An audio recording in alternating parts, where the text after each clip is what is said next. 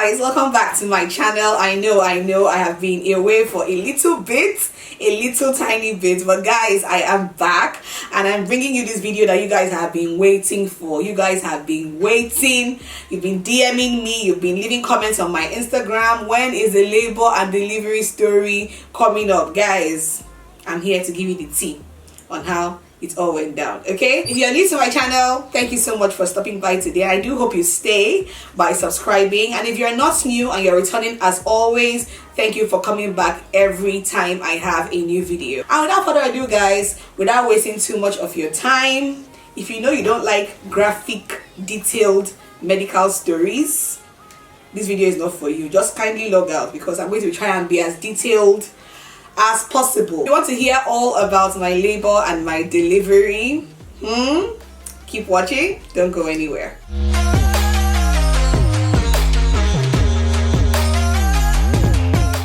Okay guys, so where do I begin this story from? My due date was March 21st of 2019, and I always hoped and I always prayed that Mia would come on or before the 21st of March, but my baby took her sweet precious time before she came. By the time my due date rolled in, there was absolutely nothing happening. There were no signs of labor, absolutely nothing. My due date was on a Thursday. By Friday, I was like, okay, fine, if she doesn't come today, then most likely the weekend she would come. By Friday, there was nothing. By Saturday, nothing. By Sunday, nothing. And my doctor had already told me that, look, if this baby does not come by exactly a week after your due date, you're going to have to come in that same day for an induction. And heaven knows, guys, heaven knows that I was not prepared for an induction. I really just wanted Mia to just come on her own, naturally, without being forced out, you know. I wanted her to come on her own. So by Friday, nothing happened. By Saturday, nothing happened. By Sunday, nothing happened. By Monday, nothing happened. I was doing walks. I was taking walks in the evenings round the compound or like round the estate. I was taking walks with Jessie and all to see if I could induce labor naturally. By Monday, Tuesday, I started having cramps in the middle of the night. Just cramps that would just come and go. Very similar to menstrual cramps. But then again, nothing, absolutely nothing. By the time the morning came, I'll be totally fine. And then by this time, I started getting really anxious. I kept wondering why Mia didn't want to come out, you know. I was just really anxious and really eager to meet her. And at this point already, I was getting super exhausted, guys. So by Tuesday, nothing happened. And the date for the induction, in quotes, kept drawing closer. And I'm like, my gosh, like, where is my baby? Why doesn't my baby want to come out? What's happening? What's going on? I got so anxious and I even got sad about it, you know, at some point. I just didn't want to be induced, you know. I just didn't want to be. On Wednesday, early hours of Wednesday, between 4 a.m. and 5 a.m., I started having contractions. The first time it happened, I felt it because the doctor told me you would feel. I asked him, how would I know when I start having contractions? And he told me you would feel a pain that you have never felt before. And I was looking out for that. Trust me, it wasn't going to be like cramps or anything. It was supposed to be a pain I had never felt before. So between 4 a.m. and 5 a.m. Wednesday morning, I started having contractions. The first time it happened, I was like, okay. The second time it happened, I was like, all right. The third time it happened, I just tapped Jessie. I was like, I think I'm having contractions, you know. And then we knocked for my mom. My mom came out, and then she was happy because she had been waiting for the morning that we will knock on her door and tell her that it's about to go down. So they kept happening 5 minutes apart, 7 minutes apart, sometimes 4 minutes apart. And each time, you know, it was, my body was new to it, so I would cringe. After it gives me a break, I would just relax. I would cringe and relax, you know. And by 7 a.m., my mom was like, okay, let's go to the hospital. Of course, I'm a first-time mom. I wouldn't know that I should stay home until the contractions got to a certain point. I wouldn't know. My own was, let's go, let them check me and know how far. So we went to the hospital around past 7 a.m.-ish. And when I got there, they checked me. See, that checking thing is another thing that So another story for another day. They just told me, madam, you are literally just fingertip, like fingertip. Your cervix is not even open yet, so just go back home. It wouldn't make sense to keep you here until whenever. It will make you tense, it will make you anxious. Of course, before I went to the hospital, my water hadn't broken. I hadn't even seen my bloody show yet, so obviously they just told me just go home and monitor your contractions. So I went back home, and the moment I got back home, guys, that was when my mucus plug dropped and I saw the bloody show, and I'm like, oh right, you just had to wait for me to go to the hospital and come back before you showed yourself. I called my doctor and he said, yes, the bloody show doesn't really mean much, just stay put and just monitor your contractions.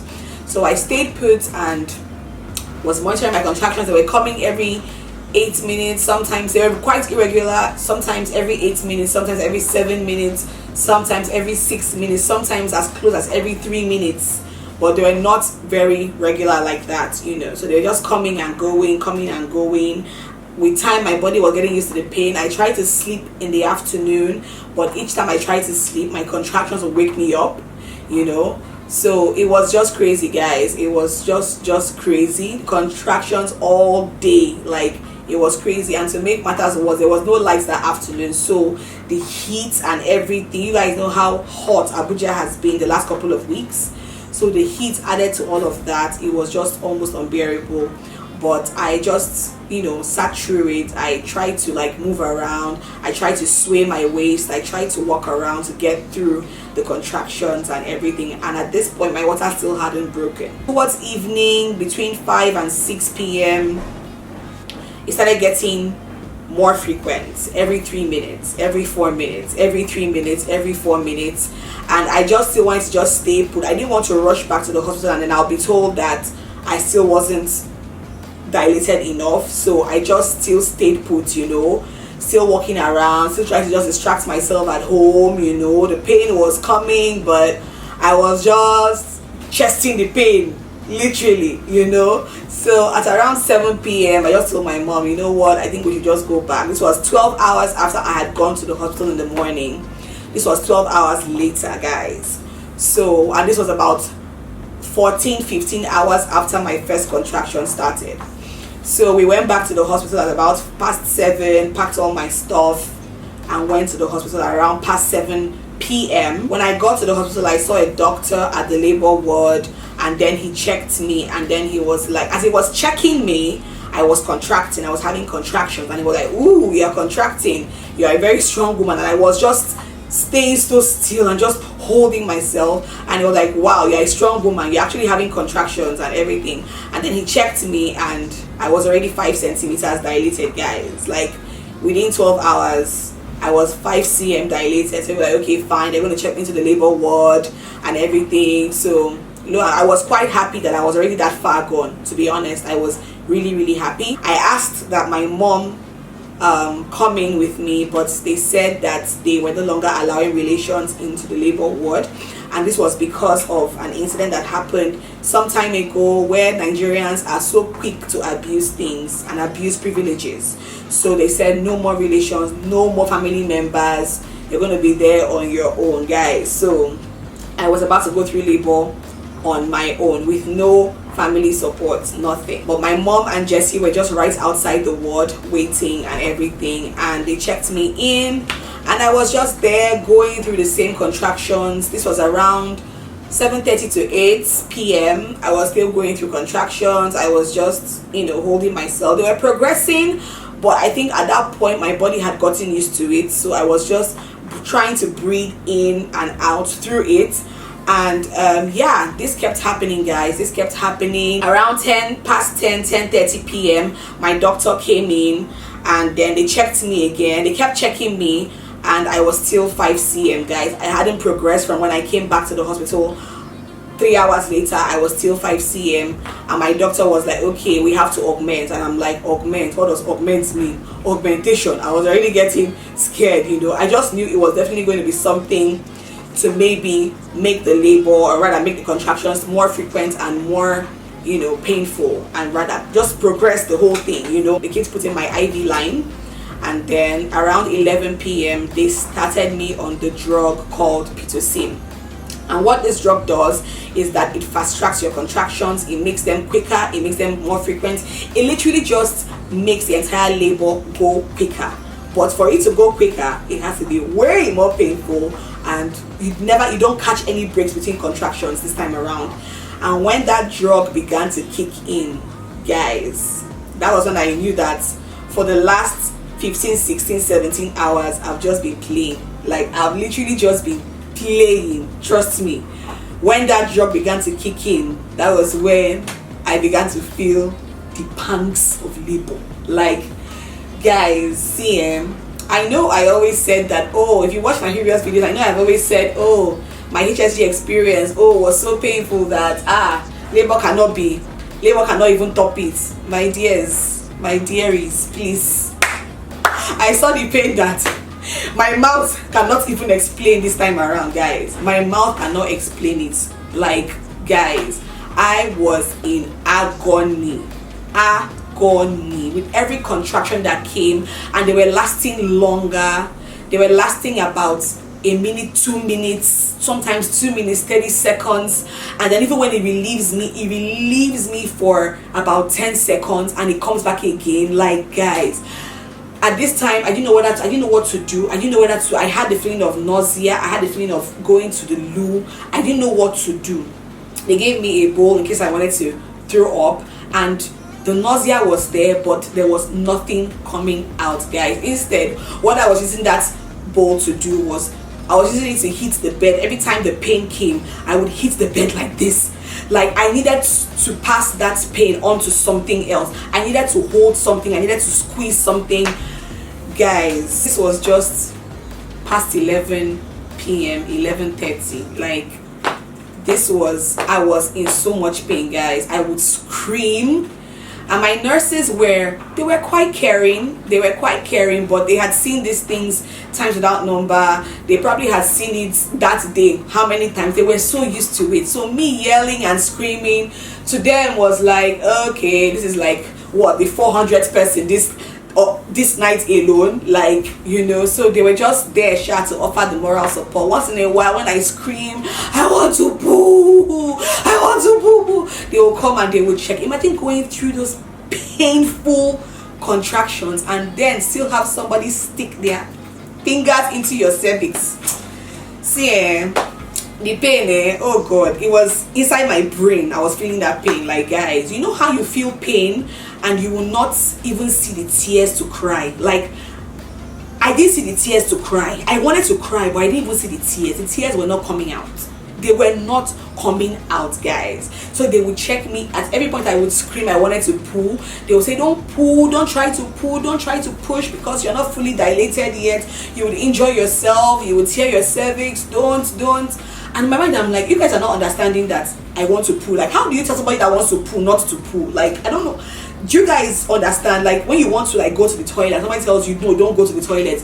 It's almost impossible. Like, I always had the feeling of wanting to push at every point in time. But every time they checked me, she would tell me, okay, you're only 6 cm gone. I'm like, Jesus Christ, just 6 cm. Like, what's going on? You know, it was crazy, guys. It was crazy. And at some point around this time, whenever the nurse would check me, she would say, your cervix is thickening. Like, your cervix is supposed to be thinning out to allow the baby's head and body and everything pass through. But in my own case, the cervix was thickening. Like, it was getting thick, and she was like, your cervix is thickening, your cervix is thickening, you have to relax. I can't relax. I was screaming, guys. And she gave me Buscopan injection like 2 times because my cervix was just getting thicker and thicker. Instead of thinning out, it was getting thick. So she actually gave me Buscopan injections like twice for my cervix to thin out and everything. And guys, see, injection pain was not even what I was feeling at that point. Injection was like moi moi compared to what I was feeling. Like, it was crazy, guys. My entire uterus was like somebody was tearing it to shreds. That's how it was. Like, guys, trust me, it was horrible. It was such a horrible pain. At around 1 a.m. still, you can imagine going through this pain from 11 p.m. guys. I was going through this pain from 11 p.m. This was now like 1 a.m. They actually brought in my mom for moral support. So they brought in my mom, and then by then, of course, the hospital had eased off. The top people had all gone to bed and all of that. So it was just me and one other lady in another room that was in labor at that time. And they brought in my mom for moral support. Gosh, when I saw my mom, you can ask her, if you guys see her anyway, ask her. Like, I held onto her hands for dear life, because looking back now, when we're talking about the whole thing, she always says, gosh, Alma, you were white, you were pale, your legs were white. Like, I was in pain, guys. No epidural, no nothing. I was determined to go through this like a Hebrew woman. I was already thankful that I was going to have a normal delivery. Every time they checked the baby, she was fine. She was in no distress. So I was determined to go through this with no epidural. There were times when I wanted to scream for that epidural, guys, trust me. There were times I wanted to scream so bad for that epidural, but I would remind myself, my mother did this thing 4 times. Normal delivery, 4 of us. 4 times, no epidural. She went through this thing. People are doing this thing every day with no epidural. I want to do it too. I want to go through this thing like the way it was designed by God. Like, I want to go through this thing wholeheartedly. Momsy came in and she was with her rosary, and she was just saying, Father Lord Jesus, please make this labor swift. Father Lord, make this thing swift. Father, make this labor swift. I was holding on to her. I was telling her, Mommy, I can't do it anymore. I can't. And then she was like, you will do it in Jesus' name. You will do it. You must do it. You will go through it. You will do it. It was crazy, guys. Trust me, it was crazy. They let her stay for about 10-15 minutes, and within that time they checked me again, and they could feel the baby's head, you know, pushing through and everything. So they're like, okay, madam, you have to excuse us again. So she had to leave. I didn't want her to leave. I needed her, but her being there for that 15 minutes gave me the little support that I really wanted. You know, I really needed at that time. And then after some time again, they just let me, I was dilated but not fully dilated enough to push. So they would just check. They just tell me, open your leg. They would check you. See, those nurses there. They will check me. They'll say, okay, just close your leg, just lie on your left. I'm like, God, for how much longer will I keep going through this? Like, I was going through this pain, guys, every hour on the hour. It was out of this world. Fast forward to about past 2, almost 2:30. The nurse came in, she checked me again. I would always scream through contractions. They would always come and check me, and I was still not fully dilated enough. They would always still tell me, just don't worry, just breathe in, breathe out. I'm like, it's easier said than done to breathe in and breathe out. It's easier said than done. Like, easier. Anybody that tells you just breathe in and out, it was the hardest thing to breathe in and out through contractions, guys. It was so hard. At some point the nurse even said, it's going to get worse, so you have to prepare yourself. I'm like, Jesus Christ, what did I put myself into? What is this? Guys, anyway, like around past 2:30 a.m. the nurse came in and she checked me again, and then she was like, at that point I was like, nurse, if I don't push now, and I'm sure like at some point, at every time I want to push, I would always push a little and then I would stop myself, you know, just to be sure that I'm not going to hurt myself. But it was so difficult not to push fully when I wanted to push. It was so difficult. Around that time she came around 2:30-ish, and then she told me, okay, she checked me, the baby's head was right there. She told me, okay, now you see that poo-poo you have been wanting to poo, that pushing you have been wanting to push, now poo it like your life depends on it. And I was like, oh, finally. And then I pushed and nothing happened. I pushed and nothing happened. I pushed and it was so agonizing, guys. That pushing phase is very painful. See, excruciatingly painful. I pushed and then I screamed, like I was like, ah. And she was like, it's not by screaming, stop screaming, it's not by screaming. I'm like, this woman does not understand what I'm going through. But then again, this is a woman that probably has God knows how many children, that probably did the same thing, gone through it how many times. It's not by screaming, just push. And then I pushed the second time, and then the baby's head came out. It was like, guys, relief. It was like somebody had poured cold water on my body when the baby's head popped out. And then I pushed again, and then her body came out, guys. See, I have never felt such relief in my life. In my 30, almost 30 years on this earth, I have never ever experienced relief like that. It is true when they tell you that once the baby is out, that pain disappears. It is so true, guys. Like, it is so true. Once Mia came out, the pain, I was looking for the pain, I did not see the pain. Like, it was gone. It was gone. So they brought Mia, she brought Mia out, and then by then it wasn't even a doctor that even delivered the baby, because this was what, 2:35 a.m. Doctors that were on call were sleeping in the call room. They were dozing. Because it was the 2 nurses stroke midwives that actually delivered Mia. And once she came out, she was like, and you have a what? And I said, a baby girl. First and foremost, I was even relieved that it was a girl. And I told you guys like before that, what if Mia comes out and she's a boy? But thankfully she came out and she was clearly a girl, and that just made me so happy. So she gave Mia to the other nurse that started cleaning her up. They usually clean them up with olive oil, so was cleaning her up with olive oil, and then she came back to deliver the placenta. But I didn't have to push the placenta out, because all she had to do was just to press my belly, and then the placenta just came out, and I was like, oh thank God, I didn't have to go through any pain for that one. So that was it, guys. Like, that was how Mia came out into the world. They placed Mia on my chest, and that girl, guys, the moment Mia came out, her eyes were shining like touch. She was already sucking her fingers, and I'm like, this one, I don't understand. Are you a newborn or what? Like, I'm not understanding. Like, she was already ready. Like, she came out ready, guys. She came out so ready. But of course, somebody who was 6 days overdue, like 6 days overdue, guys. I mean, of course, what was I expecting? She came out like she was fully formed. And then a couple of minutes later, I saw an attendant coming to set up my bed for for me to hang my legs, and I'm like, Jesus Christ, did I tear? I didn't even feel the pain was so much for me to even know that I even tore or anything. I didn't even know. And then I asked the nurse, did I tear? And then she was like, no, not really, I cut you. And I'm like, when? I didn't even know. As in, see, when I was pushing me out, I did not even feel any of that pain. You could have used a hot iron to press my body, and I will not feel that pain compared to what I was feeling at that point in time. So when she told me that she cut me, I was shocked, because I'm like, I did not feel it. She's like, you will not feel it, don't worry. You wouldn't have felt it. She actually cut me too, for me to be able to pass through easily.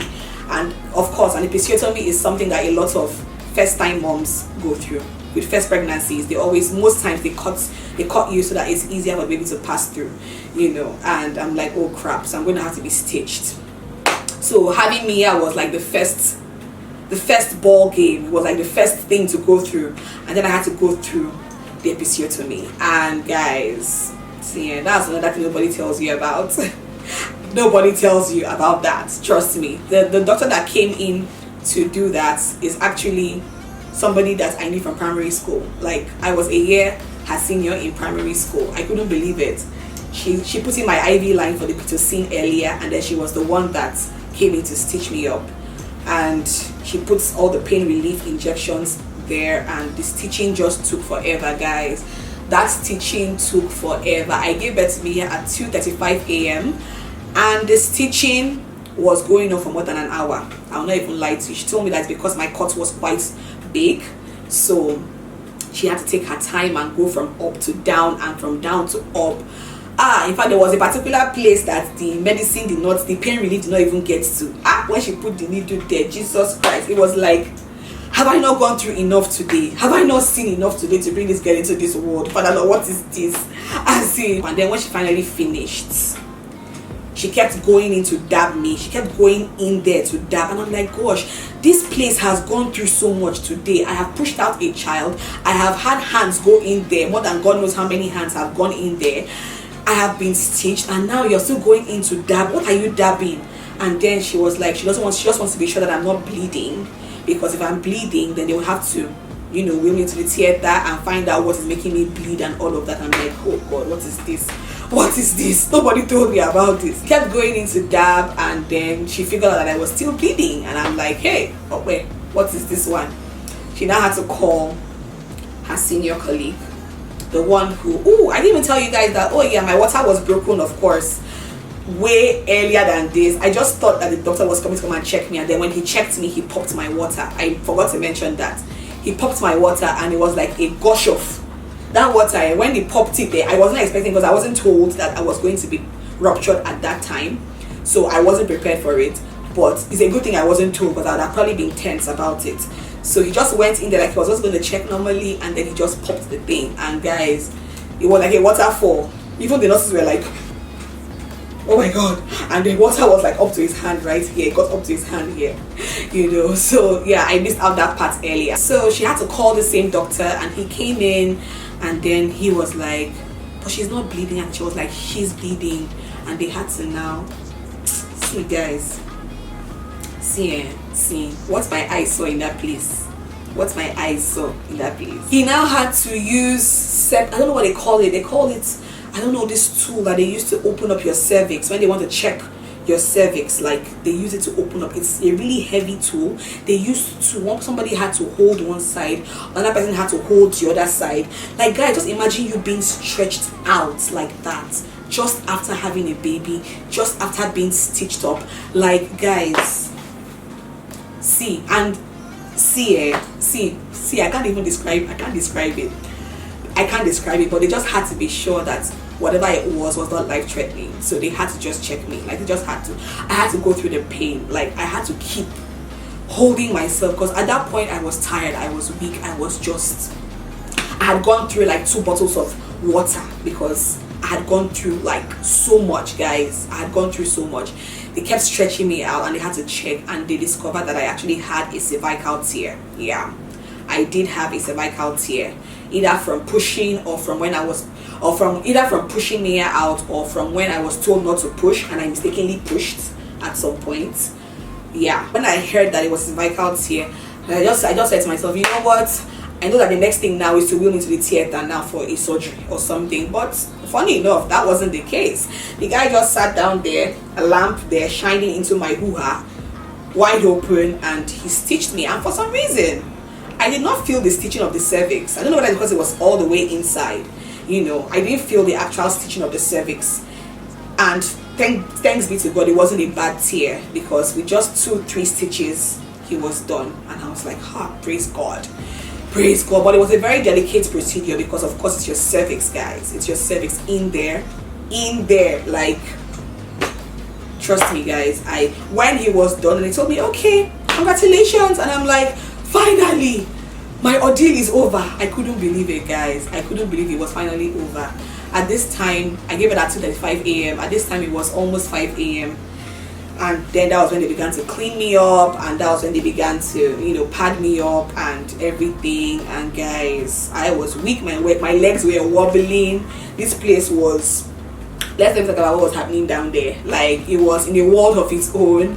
And at that time, they now allowed my mom and Jessie come in. Or rather, no, before they started stitching me up, before the episiotomy, they actually allowed my mom and Jessie come in and see Mia. And that was when I told my mom that Mia looks exactly like my dad, because she came out looking like my dad, still looking very much like my dad. And my mom said it's because I look like my dad, so obviously she would look like my dad, you know. And yeah, guys, when they sat me down on that wheelchair with all my kaya, one nurse was wheeling me, one was holding my baby, and they wheeled me out. See, guys, when they wheeled me out of that labor ward, I felt like a queen. Like, I felt like, where is my crown? Somebody should come and crown me, because what I have seen inside that place, my mouth no fit talk. Like, I felt like an absolute queen, guys. Like, guys, when they wheeled me out, I was like, wow, is this what women are going through every day? Like, is this what my mother went through 4 times? Is this it? No epidural. Like, guys, anyway, my only hope and my only joy is that they always say that once you pass through it the first time, by your second pregnancy, your third pregnancy, it's usually quicker and swifter and easier as compared to like when it's your first time. So I'm holding on to that. I'm really, really holding on to that. So guys, they wheeled me out. My mom and Jessie were there waiting for me. They wheeled me to my room. And guys, that was how Mia came into the world. That was how she came into the world, guys. And to be honest, the first few days, because of my stitches and everything, I was in a lot of pain. But I had medication that I was being administered every day. They always came in to give me my medication, both pain relief and antibiotics to prevent infections and all of that. And guys, yeah, Mia will be 2 weeks tomorrow, so I'm literally 2 weeks postpartum, and I can confidently say that I am 50%, at least 50% healed. 50% healed. It hasn't been easy, guys. It hasn't been easy, but I am fine. I'm okay. Baby's doing well. I'm doing well. So yeah, they checked Mia. Mia was great. Every time they came to check her temperature, she was fine. I was good. And the following day, I was discharged from the hospital. Like, they didn't need to keep me for anything longer than 24 hours. I was discharged by the following day. I gave birth 2:35 a.m. on Thursday the 28th of March, and by Friday 12 noon I was cleared and I was discharged by my doctor. So guys, that was basically it. We have been home ever since. Mia is thriving. That girl is not your regular newborn. Let me tell you something. She is not your regular newborn baby. Mia behaves like a baby who is almost 2 months old. Her mannerisms, her expressions, everything, like everything. What kind of newborn has her eyes open all the time like this? Her eyes are always shining, guys. Like, but she's such a joy. She has just been amazing. Everybody has been doting on her since we got back home. And yeah, guys, what can I say? I'm a mom now. I'm a mom to the most adorable, beautiful little girl, and I am so elated. All the pain was worth it. And like my mom said, as crazy as it may seem, after all the pain that you went through, you will see yourself wanting to go through this pain to bring in another baby to this world. As crazy as it is, but that is just it. God designed our bodies to go through it. The pain of labor is excruciating. It's like nothing I've ever felt in my entire life. But that's the way God made it. That's the way God made it, and He made it in such a way that you will go through that pain, but that pain will not kill you. That pain will not kill you. So yeah, guys, that is basically it for my labor and delivery story. But of course, I'm sure you guys definitely want to see Mia, so I'm going to go get her now. So yeah, guys, this is Mia Rose, and she's sleeping, of course, because that's what newborns do. They sleep, eat, and poop. That's all they do. That's literally all she does. So this is my Mia. This is my princess. And guys, thank you so much for all your love. You guys have been so amazing on Instagram. Thank you so much for all your comments. Thank you so much for all your messages, your phone calls. People have been so amazing, guys. And yeah, that's basically it for this video. That is basically it. Thank you so much for watching, and don't forget to subscribe if you haven't subscribed. What are you waiting for? By now you should know whether you want to stay subscribed to this channel, so make sure you subscribe. Make sure you give the video a thumbs up if you enjoyed it. Make sure you also comment down below. I would love to see your comments, and also your labor experience. If you've been through labor and if you have a kid, leave your comments down below. I definitely want to read your story as well. And yeah, guys, I'll see you in my next video, God willing. Stay blessed. Bye. Say bye, Mom.